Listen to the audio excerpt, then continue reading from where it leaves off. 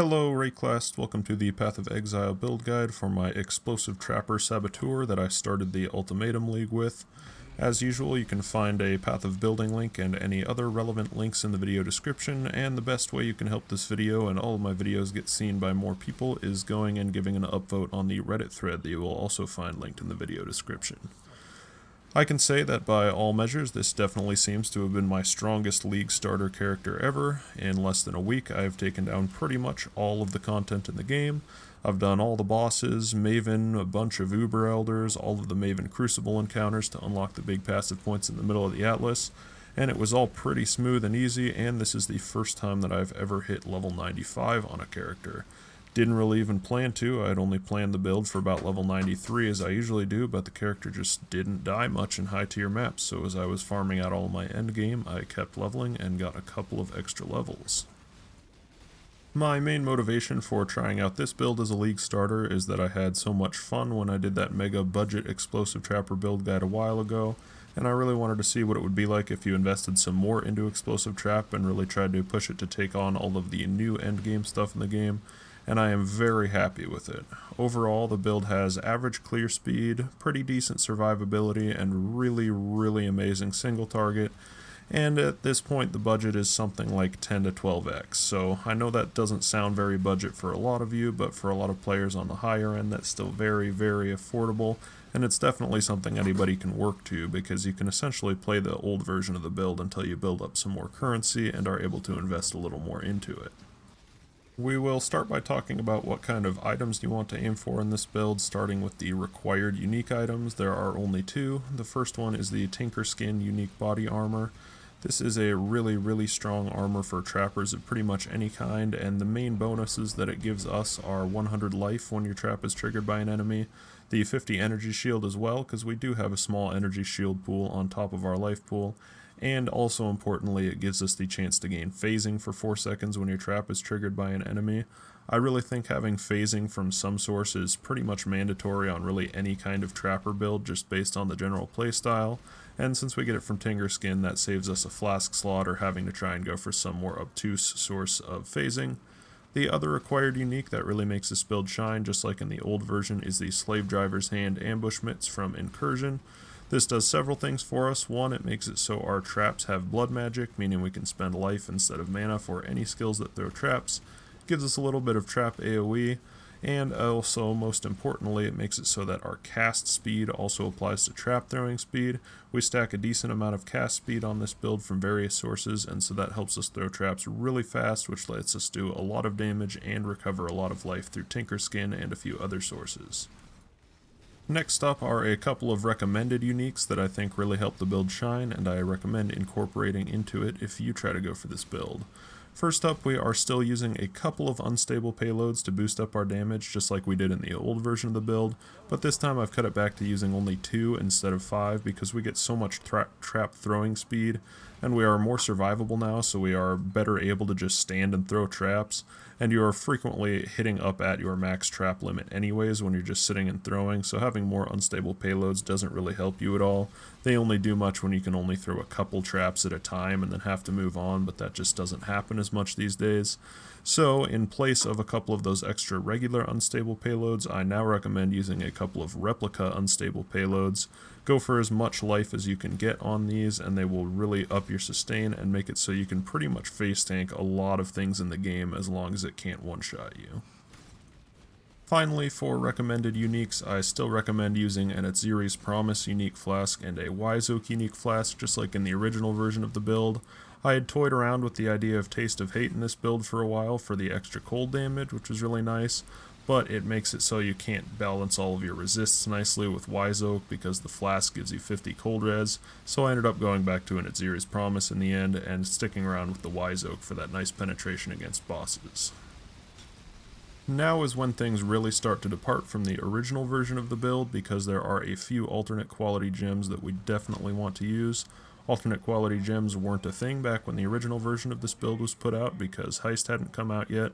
The first is we definitely want alternate quality, specifically divergent quality for our main gem, Explosive Trap.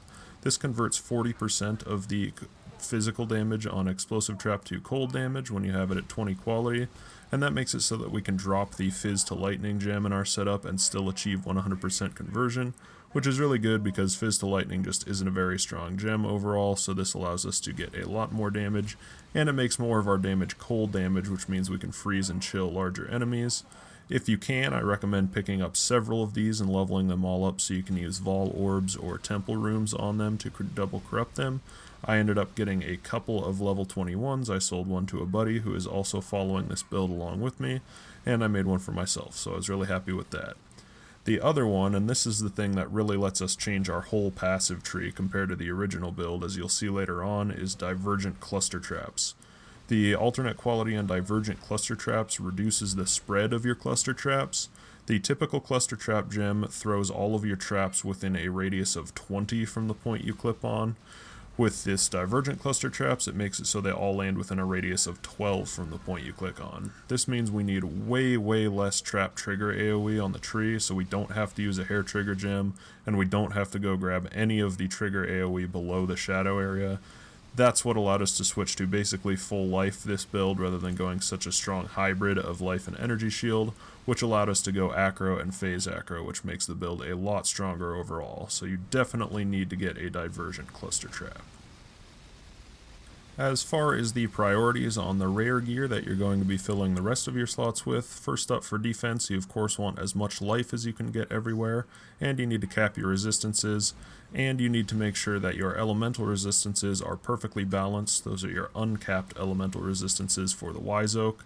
Technically, you really only need your fire and cold to be the same and be higher than your lightning in terms of damage, since all of our damage is fire and cold. That's where we want the penetration. But if you manage to balance all three perfectly, then you also get the incoming damage reduction on all three elements, which is a really nice extra defensive layer. Finally, you want some evasion and energy shield wherever you can get it. Don't worry about trying to get energy shield rolls on gear, but like evasion energy shield or even just energy shield base items are really good because we do get a little pool of energy shield which is sustained by Tinker Skin on top of our life, even though our total energy shield is reduced by taking acrobatics. Finally, you're going to want a couple of good strength rolls somewhere. This is for a couple reasons. First, strength is life, which is good because we need as much as we can get. And second, getting a couple good strength rolls means we can use a decent level of steel skin, which we would not otherwise be able to. On the offensive side, you want spell damage wherever you can get it, or trap damage. You also want spell critical strike chance.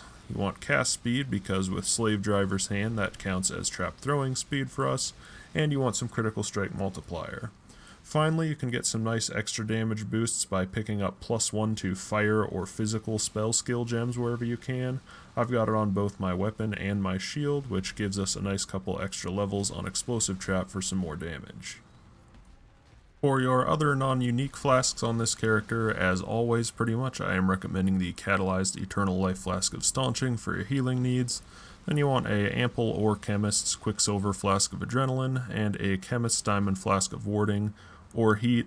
Generally I keep in Warding all the time, because for mapping I feel like you can rely on the upgraded Brine King Pantheon pretty well for keeping yourself safe from freezes and mapping.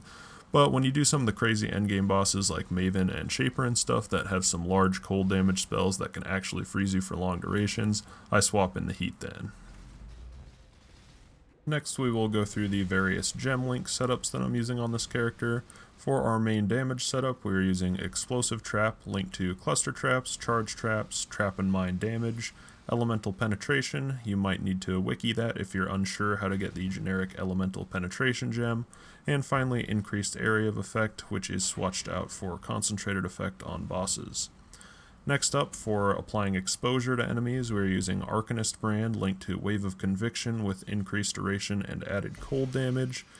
This added cold damage, you will have to tune the gem level depending on if you have any flat sources of cold damage on your wand or weapon or anything. Basically, you need to look at the damage ranges on your Wave of Conviction and try to get it so that the cold damage range and fire damage range are approximately the same. This will make it so that as Arcanist Brand continues casting Wave of Conviction, sometimes it will roll higher cold damage and sometimes it will roll higher fire damage, so it will apply exposures to both elements. Next up, for mobility, we're using Flame Dash linked to Second Wind, Arcane Surge, and Increased Duration. This increased duration applies to the Arcane Surge buff, which makes it so it will be up all of the time.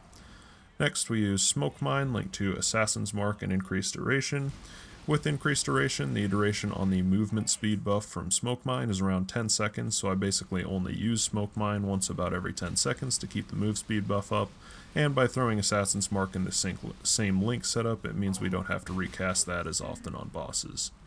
Next up for defense, using cast when damage taken, linked to Frost Wall and Steel Skin, and I've also chucked a Lightning Golem in here for some extra cast speed, which again translates into trap throwing speed for us thanks to Slave Driver's Hand. And then as singletons outside of link setups, we're using Hatred for the obvious big damage boost, since Explosive Trap has base physical damage. We're using Bear Trap. This is another big single target boost damage, helps them stand still and makes them take increased damage from traps. And we are using Summon Skitterbots to reserve the rest of our mana other than the little bit that we leave left over for Flame Dash and Smoke Mine. Now we will hop in game here and take a look through the passive tree that I planned out for this character. I will mention that without the alternate quality support gems and a couple of the other things that make Explosive Trap work well and feel well, it just isn't that good to begin with, and since I did this for a league starter, I ended up leveling all the way until I think like the mid-80s, using Lightning Trap as my main clearing skill and Explosive Trap just for single target. I definitely recommend using Lightning Trap at least through the story, just because it's going to be a lot faster for clearing, and make sure you have those alternate quality gems and like your Tinker Skin and Slave Driver's Hand online before you switch over to your Explosive Trap as your main setup. So, starting here in the Shadow, we go out through the Trap and Mine damage and Trickery. Initially, while leveling, I recommend grabbing this extra Trap and Mine damage stuff in here, especially if you don't have Twink gear. It doesn't really make sense to try and go crit early, but if you do have things like Axiom Perpetuums, then you definitely can go crit right away. Come up through here, grab this little trigger AoE wheel here. It also gives trap throwing speed and some damage. This is the only trigger AoE we need to make sure that all of our cluster traps will always explode on a single target with the new divergent cluster traps. When first leveling, again, if you don't have Twink gear, I recommend just coming down this way through the life and straight over to the trap wheel. If you do have trap gear, then you can just follow the tree as it is laid out here, go up through the life right to this crit, to Blast Cascade, and then come down to the trap stuff, grab your power charges and start using Charge Trap and your Frenzy Charge right away when you get it. Otherwise, I just recommend focusing on more generic life and damage stuff until you switch over to crit later. Coming down through here, we fill out some life that we are sorely lacking with one little Fettle set up here, and we go down to Acrobatics, pick up some more crit and life and another Frenzy Charge down here. We want to make sure that we're grabbing Frenzy and Power Charges because we are using that Charge Trap support gem, which gives a lot of trap throwing speed and crit multi for Power Charges. Grab some more life here and then head over into the Witch area. This is a really nice little wheel here with nimbleness. Gives some cast speed and spell crit and crit multi, all good things for us since cast speed applies to our trap throwing speed. Make sure you're picking up the 2-pointer jewel sockets along the way as well for a couple of replica unstable payloads and regular unstable payloads. Over into the Witch area, we grab some more life and spell damage, spell crit, a little bit of extra AoE, another power charge, and some more life and a jewel socket. I'll mention here that, as you can see, this has the Corrupted Blood cannot be inflicted on you. These really common unique jewels people are throwing Vol Orbs on all the time, so you can usually pick up this implicit for only a couple Chaos. I think I paid like 5 Chaos for this one, and it still has the 12% perfect roll for unstable payload. That makes a Cirrus fight a lot easier, basically, is the only reason you need that, but I think it's worth getting when you can get it so cheaply on one of these unique jewels. For our Ascendancy, of course, we are the Saboteur. When I was first leveling up, didn't have any gear since it was a league starter, so I typically go for Born in the Shadows here first on a Saboteur because it does help you stay alive a lot easier in the later half of the story. But if you are leveling with Twink gear and going crit early with stuff like Axiom Perpetuums and whatnot, then you can definitely get like Explosives Expert first and Perfect Crime. Either way, I suggest leaving Pyromaniac for last unless maybe you're trying to do this in hardcore and you really value that extra sustain early on. For the Pantheon on this character, I recommend using Soul of the Brine King for your major god choice. This makes it so you can't be stun locked, and you want to grab the Corruptor Ediac, who is the boss of the Forbidden Woods, for the upgrade on that. That makes it so you can't be chain frozen, which lets you get away without using a heat flask during regular mapping. For your minor god, I recommend Soul of Rislotha, and you want to capture the Goreless Will Thief, who is the boss of the Infested Valley map. The Soul of Rislotha makes it so that your life flask recharges when you aren't using it recently, which means it'll always be up when you need it, and Goreless Will Thief supercharges your life flask when you use it on low life, so it will heal you up super quickly in a pinch. Well, that pretty much wraps it up for this build guide. As you can see, the general playstyle is just to make sure you are occasionally using Smoke Mine to keep your movement speed buff up, using Flame Dash to keep Arcane Surge up and to dodge enemy attacks that are coming your way, and relying on that phasing from the Tinker Skin to make it so you can run through packs easily to keep your clear speed up and keep you safe.